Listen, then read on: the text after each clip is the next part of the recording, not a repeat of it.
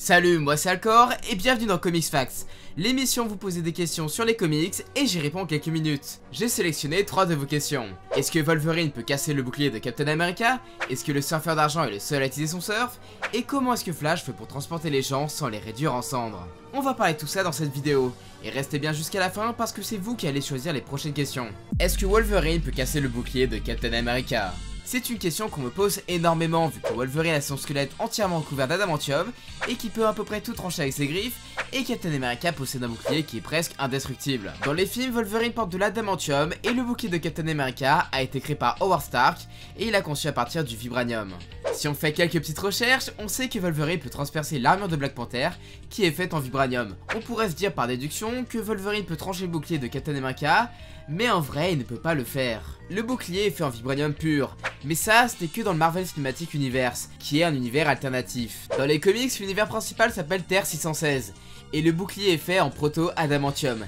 Il a été créé accidentellement, et le scientifique n'a jamais su recréer exactement la même matière. On a tenté de dupliquer le bouclier de Captain America, mais ça n'a pas marché. Le scientifique a en revanche créé de l'adamantium pur qui est presque aussi résistant que le proto-adamantium. Et oui, dans les comics, l'adamantium a été créé par l'homme.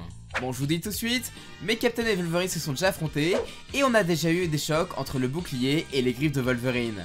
Mais ça n'a rien fait du tout au bouclier. On pourrait se dire que si Wolverine tape encore et encore, il pourrait finir par briser le bouclier, vu qu'on lui a injecté de l'adamantium pur, mais il faut savoir que son facteur auto-guérisseur a transformé le métal en adamantium bêta, qui est beaucoup moins résistant. Et si vous doutez encore des résultats, lorsque Wolverine affrontait la version finale d'Ultron dans le futur, celui-ci a dit à Wolverine qu'il possédait un corps entier en proto-adamantium, la même matière que le bouclier de Captain America. Et le robot tueur a dit que les griffes du mutant ne sont pas du tout suffisantes pour le vaincre. Donc au final, Wolverine ne peut pas couper le bouclier de Captain America. Qui peut utiliser le surf du surfeur d'argent? Ah, le surfeur d'argent, l'un des personnages les plus puissants de l'univers Marvel et l'un des plus touchants.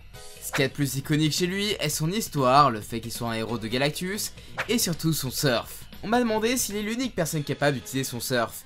Depuis le second film, Les 4 Fantastiques, on pense que le surfeur peut utiliser ses pouvoirs que grâce à sa planche, et être dessus permet d'obtenir ses pouvoirs. Dans les comics, c'est différent.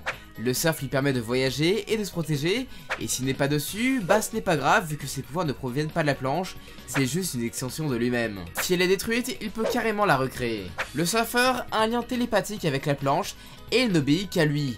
Lui seul décide qui peut la contrôler. Si Daredevil a déjà conduit le surf, c'est parce que le surfeur a permis au Diable Rouge de l'utiliser avec un lien télépathique. Si vous êtes sur le surf sans l'accord du héros de Galactus, elle ne bougera pas d'un poil. Après, la seule méthode pour être sur son surf est de lui voler ses pouvoirs. Le Docteur Fatalis a déjà réussi à le faire, et Red Hulk a absorbé les pouvoirs cosmiques d'un Silver Surfer du passé, et il a pu utiliser le surf pour affronter Galactus. Comment Flash peut transporter les gens sans les réduire en cendres? Si vous vous rappelez, j'ai fait une vidéo sur la vraie vitesse de Flash, et j'ai expliqué qu'il a sauvé 500 000 Coréens en 1 microseconde.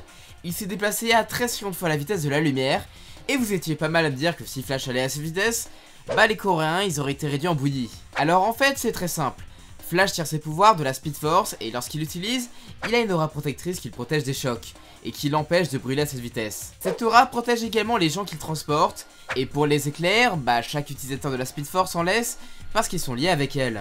Bon, c'est une réponse un peu simple en mode t'inquiète c'est magique, mais s'il n'avait pas cette aura protectrice, Flash serait mort depuis bien longtemps. J'espère que cette vidéo vous aura plu et que vous aimez toujours autant le concept.